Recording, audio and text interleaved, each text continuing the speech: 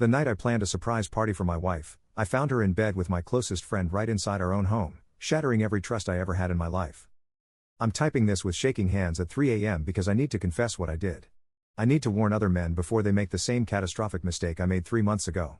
I cheated on Sarah, my wife of 8 years, mother of my 2 kids, and I didn't just lose her, I lost everything that ever mattered. It started so stupidly. My buddy Jake kept telling me I was whipped, that Sarah had me on too tight a leash. "You're 34, man. You're supposed to be in your prime." He'd point out women at bars, send me Instagram profiles of his single female friends. "Just look, bro. No harm in looking." But looking became fantasizing. Fantasizing became believing I deserved more excitement. Sarah and I had fallen into routines. Work, kids, mortgage payments, her book club, my softball league. She'd gained weight after our second kid, wore her hair in mom buns, and fell asleep in yoga pants watching Netflix. I started resenting coming home to sippy cups and her asking about my day. I wanted to feel desired again, wanted someone to see me as more than just a provider and diaper changer. That's when I met Lindsay at a work conference. 26, no kids, laughed at my jokes like they were funny. She texted me afterward about project collaboration. I told myself it was professional. I told myself a lot of lies. The texting got flirtier. Late night calls about nothing. I started deleting messages, changing her contact name to L Marketing. When she suggested we grab drinks when I was in Chicago for another conference, I said yes. I told Sarah it was a client dinner. Lindsay wore a red dress that showed everything Sarah's postpartum body couldn't anymore. She touched my arm when she laughed, called me impressive, and said she wished she could find a man like me. After 3 whiskeys, when she suggested we go to her hotel room, I didn't hesitate. I had with her thinking about how good it felt to be wanted again. How good it felt to matter to someone who chose me, not someone tuck with me through mortgage payments and shared custody schedules. I felt alive in a way I hadn't in years. We kept texting. I started making excuses for more business trips. I bought new cologne, hit the gym harder, and felt like I was finally living again instead of just existing. Lindsay made me feel like the man I used to be, not just Sarah's husband or Emma and Jack's dad. For 3 months, I lived a double life. I'd come home from seeing Lindsay and kiss Sarah goodnight, help with homework, read bedtime stories, all while carrying this secret that made me feel powerful. Sarah suspected nothing. She trusted me completely. I should have ended it. I should have confessed. I should have worked on my marriage instead of running from it. But Lindsay was planning to move to my city for a new job. She wanted to be closer to me. The fantasy was becoming real, and I was on the verge. Then Sarah found the credit card statements. Hotel charges in Chicago. Expensive dinners, I never mentioned. A jewelry purchase she never received. She confronted me on a Tuesday night after the kids were asleep, holding the papers in her hands with this look I'd never seen before. Not angry. Just empty. Who is she? I could have lied. Could have made up a story about client entertainment. But looking at Sarah's face, at the woman who'd supported every dream I'd ever had, who'd held my hand through my father's funeral, who'd given me 2 beautiful children, the truth just spilled out. Her name is Lindsay. I met her at the Chicago conference. "I'm sorry, Sarah. I'm so sorry." She didn't scream. Didn't throw anything. She just nodded once, set the papers on the kitchen counter, and said, "I'll be at my sister's with the kids. Don't contact us until you hear from my lawyer." She went upstairs, packed 2 suitcases, woke up Emma and Jack, and told them they were having a sleepover at Aunt Kelly's. They were excited. They had no idea they were never coming home. That was the last conversation we had.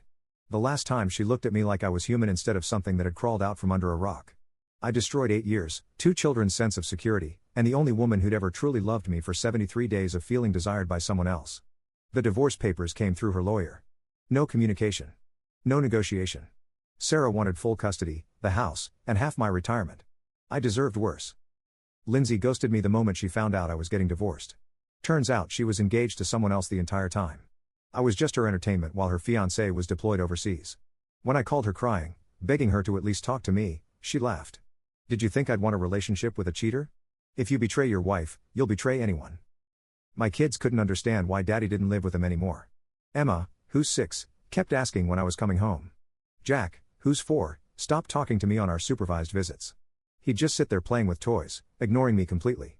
The court-appointed supervisor took notes every time I tried to explain myself to them. Sarah's family, who'd treated me like a son for nearly a decade, completely let me off. Her dad, who taught me how to golf, who called me his 4th son, wouldn't even acknowledge me at the grocery store. Her mom, who'd sent me care packages when I traveled for work, blocked my number. My parents were disgusted. Mom cried when I told her. Dad just shook his head and said, "I raised you better than this." They still see the kids, but they don't invite me to family gatherings anymore. I spend holidays alone now. The worst part was watching people choose sides. Our mutual friends, couples we'd known for years, stopped inviting me anywhere. Sarah got to keep our entire social circle while I became the cautionary tale they'd whisper about at dinner parties. Remember, Mark? Can you believe he cheated on Sarah? She's such a good person. I had to move into a studio apartment across town. Every morning, I drive past our old house, Sarah's house now, and sometimes I see her loading the kids into the car for school. She looks lighter somehow, happier without me. The kids laugh more in those glimpses than they ever did during our awkward supervised visits. Work Becca too. Sarah and I met at the same company. She still works there, got promoted and I requested a transfer to another department, but everyone knows.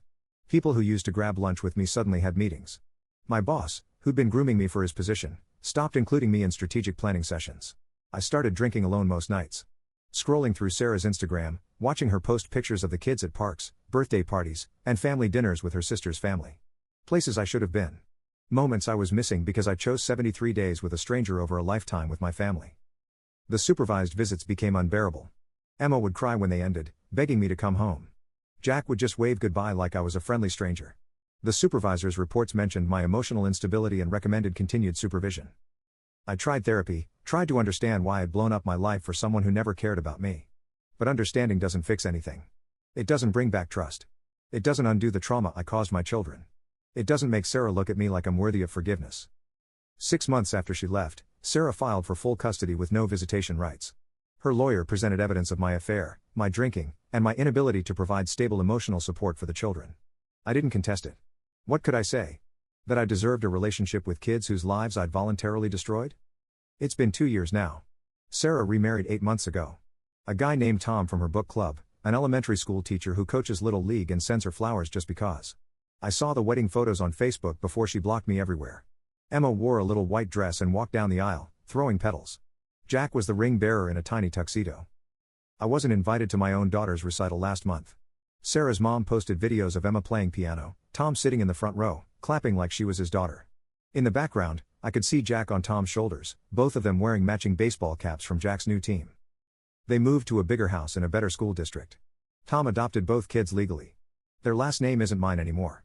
When Emma lost her first tooth, she probably left it for the tooth fairy in a home where Tom reads bedtime stories and helps with math homework. I sent Emma a birthday card for her 8th birthday. Sarah's lawyer sent it back unopened with a cease and desist letter. Any further contact will be considered. My daughter doesn't know I remember her birthday. My parents see them sometimes at school events. Mom mentioned that Jack is playing soccer now, and that he's really good. Emma joined the school choir. They're thriving in ways that have nothing to do with me. I created the circumstances for another man to raise my children, and he's doing a better job than I ever did. I've been alone for 2 years now. No dating, no relationships. Who wants to be with someone who destroyed his family for a woman who was using him as entertainment? My Tinder profile sits empty because what would I even write? Recently divorced father of 2 kids, I can't see because I'm a cheater? Work is just a paycheck now. I got passed over for that promotion twice. I show up, do my job, and go home to my studio apartment. I eat dinner watching Netflix shows about families, torturing myself with what I had in a way. Last week I saw Sarah at Target. She was laughing with Tom, buying Halloween costumes for the kids. Emma has gotten so tall, Landu looks sore like Sarah every day. Jack was riding in the cart, happy and secure with his new family. They looked complete without me. They looked like they'd never been missing a piece. Sarah saw me watching from across the store. For just a second, her face showed something that might have been pity. Then Tom put his arm around her, and she turned away like I was a stranger she didn't recognize. I live every day knowing I traded 8 years of marriage, 2 children who used to run to the door when I came home, and a woman who loved me unconditionally for 73 days of validation from someone who saw me as disposable entertainment. The math doesn't work. It never worked. But I was too selfish and to figure that out until everything was gone. I'm writing this because I see other men making the same excuses I made. My wife doesn't understand me. I deserve to feel alive again. Just once won't. It will. It will in ways you can't imagine. It will ever. If you're thinking about cheating, if you're already texting someone you shouldn't, if you're making excuses for why you deserve more than what you have at home, stop. Look at your kids. Look at your wife. Look at what you act instead of what you think you're missing. Because once you cross that line, once you betray that trust, once you choose temporary excitement over permanent love, there's no going back. No amount of sorry will undo it. No amount of regret will fix it. You'll end up like me, alone, watching strangers raise your children, carrying the weight of the worst decision you ever made, knowing that you destroyed the only thing that ever really mattered for absolutely nothing. Don't be me. Don't throw away everything for nothing. The price isn't worth it. Nothing is worth losing everything.